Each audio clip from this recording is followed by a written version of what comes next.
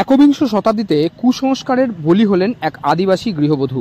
ঘটনাটি ঘটেছে বৃহস্পতিবার শান্তিনিকেতন থানার বোলপুর পৌরসভার ১ নম্বর ওয়ার্ড বনডাঙ্গা আদিবাসী পাড়ায়। জানা গিয়েছে মৃত মহিলার নাম তুলসী টুডু। স্থানীয় সূত্রে জানা গিয়েছে বনডাঙ্গার ওই গৃহবধূর দীর্ঘদিন ধরেই শারীরিক সমস্যা ছিল, সে কারণে তিনি সরকারি হাসপাতালে চিকিৎসা করাচ্ছিলেন।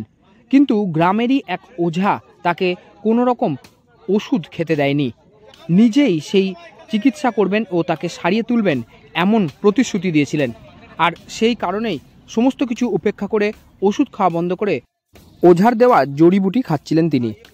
তার বিনিময়ে ওঝা প্রচুর পরিমাণ টাকা, জমি এবং সোনার গহনাও দাবি করছিল, কিন্তু সেই টাকা সময় মতো দিতে না পারার কারণে অভিশাপ দেয় ওঝা বলে দাবি গ্রামবাসীদের। আর তারপরই তুলসী টুডুর বাড়িতে থাকা একটি পেয়ারা গাছ মারা যায় বৃহস্পতিবার।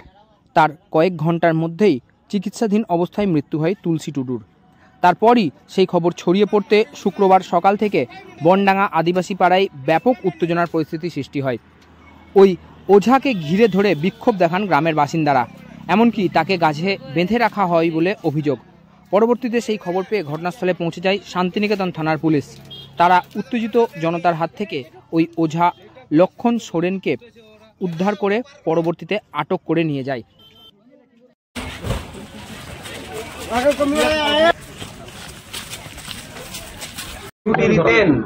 মারা গেছে একজন, কি বলবেন?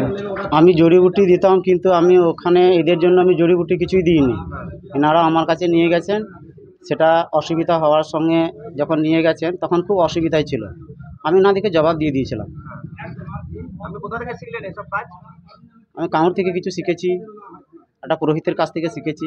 কি করতেন আপনি? কিছু ওষুধ নিয়ে এসে ওগুলো আমি দিতাম, যাদের একটু সমস্যা হতো তাদের জন্য। কামড় বলতে কোথায়? কামরু কামাখ্যা। কি কি দিতেন?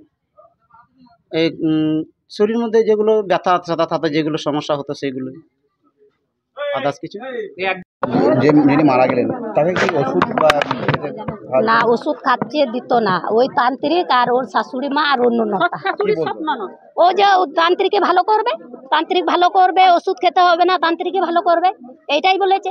ওষুধ আর কাউকে খাওয়াইতো না, না ওষুধ খেতে দিত না। হ্যাঁ, সবাইকে নয়, যে যে অসুখ হয়েছে সে মেয়েটা, যে মারা গেছে সে ওই বৌমাটা। ওর কাছে চিকিৎসা করাতে গেলে তাদের কি দিত না খেতে? না, দিত না। ও কি ওষুধ দিত? ও কি ওষুধ দিত? ডাক্তার ওষুধ দিত, মানে ডাক্তার নিয়ে যেত ওখানে, যে ওষুধটা নিয়ে আসতো সে ওষুধটা খেতে দিত না।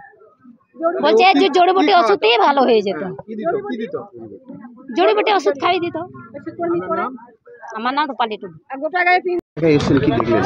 দেখুন, একটা দীর্ঘদিন ধরে একজন সাধু বাবা যে এলাকাবাসী সাধারণ মানুষকে তার ভণ্ডামি দিয়ে মানুষকে ভুল বুঝিয়েছে, সাধারণ মানুষদের উপর অত্যাচার করেছে। পার্শ্ববিক অত্যাচারটা কেমন?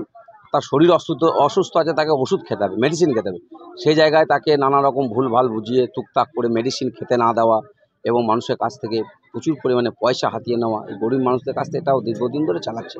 তো আজকে একটা ঘটনা ঘটেছে, একটা মহিলা দীর্ঘদিন ধরে অসুস্থ হয়েছিল, তাকে নানা রকম ভয় দেখিয়েছে, তাকে ওষুধ খেতে দেওয়া হয়নি, যার জন্য সে ভদ্রমহিলা মারা গেছে। আপনারা বুঝতে পারছেন যে আদিবাসী সম্প্রদায়ের মানুষ, খেটে খাওয়া মানুষ, তারা সারাদিন মাঠে ঘাটে কাজ করে এবং বাড়িতে এসে শুয়ে পড়ে। তো সেই সব মানুষকে ঠকাচ্ছে। আমরা প্রশাসনের কাছে আস্থা রেখেছি, পুরো ব্যাপারটাই আমরা প্রশাসনকে জানিয়েছি, প্রশাসনকে দিয়েছি। আমরা চাই এই ধরনের মানুষ যেন সাজা পায় এবং এই ধরনের মানুষ যেন এলাকাতে বসবাস না করে, সেটা আমরা প্রশাসনের কাছে আবেদন রাখব।